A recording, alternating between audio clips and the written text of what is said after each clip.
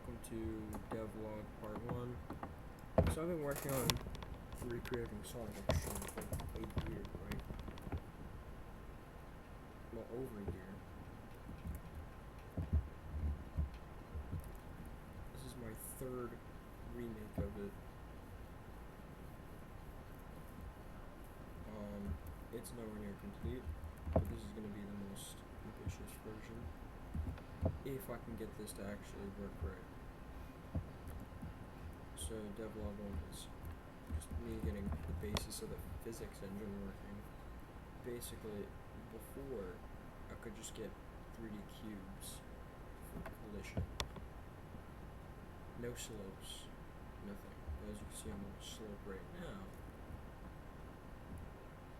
And that's working quite nicely. Movement isn't finished because I worked on my own movement thing, which isn't implemented yet. This is just the default top-down movement. There's a little max slope thing. It just pushed me off there. Wall collision isn't complete. I have not implemented ceiling collision yet, so you can jump right through ceilings. But for the most part, it feels decent. And I wanted to test out the slope mechanic, the slopes, in the most wackiest way possible. So what did I decide to do? I decided to import the entirety of anomalous materials from Half-Life. And let's just say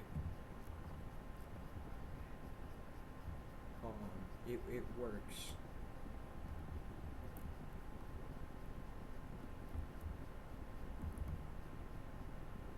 It's distorted a little more.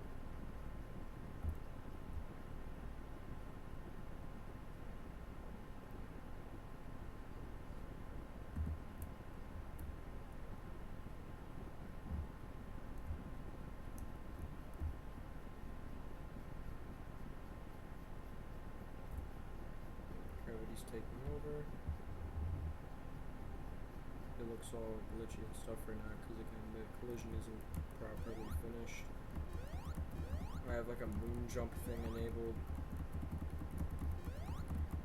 Actually the jumping code is a modified version of the old Sonic Extreme demo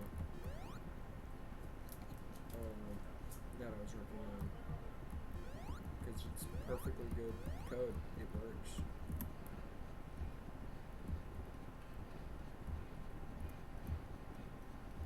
Yeah. So the way this works, reset the map. The way this works is it uses raycasting to look under the player and see if there's anything there. If there is, stop falling. If there's not anything under the player, then just keep falling.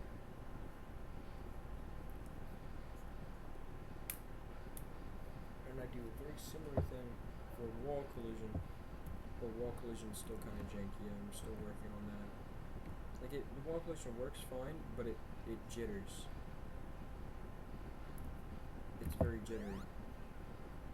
The whole game right now is kind of laggy because I check everything collision, all the collisions 16 times a frame. That's a lot to handle in one frame. It runs 30 frames per second. I had it set to run 34, which was probably runs less than that. But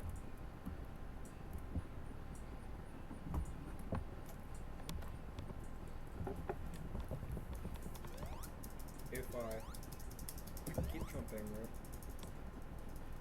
And since I don't have ceiling collision enabled or implemented,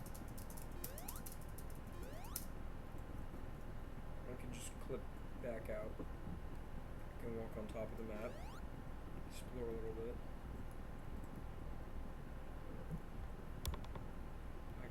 start to rotate the map.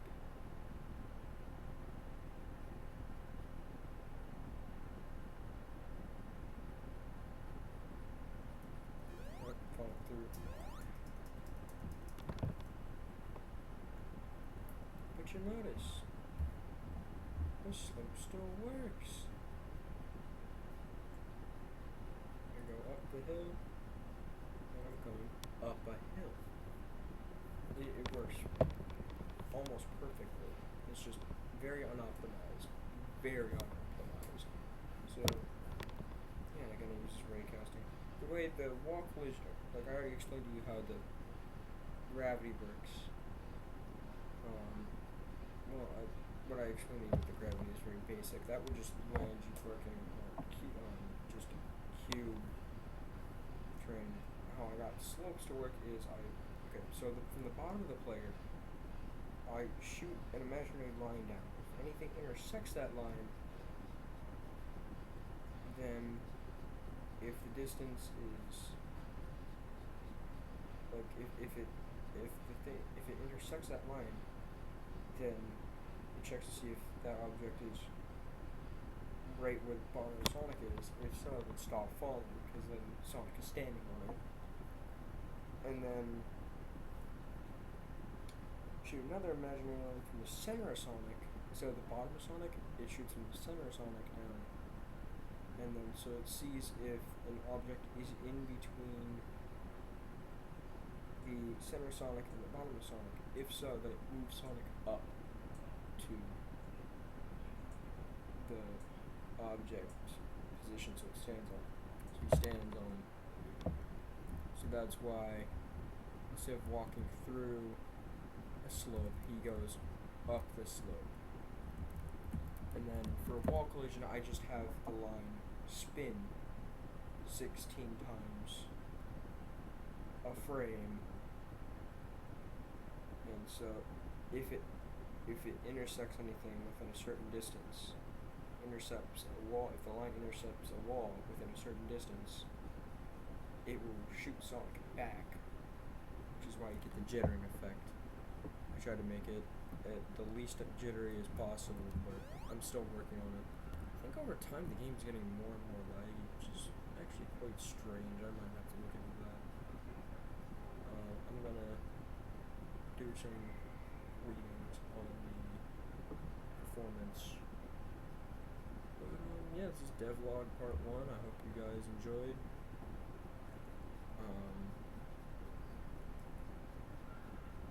Yeah.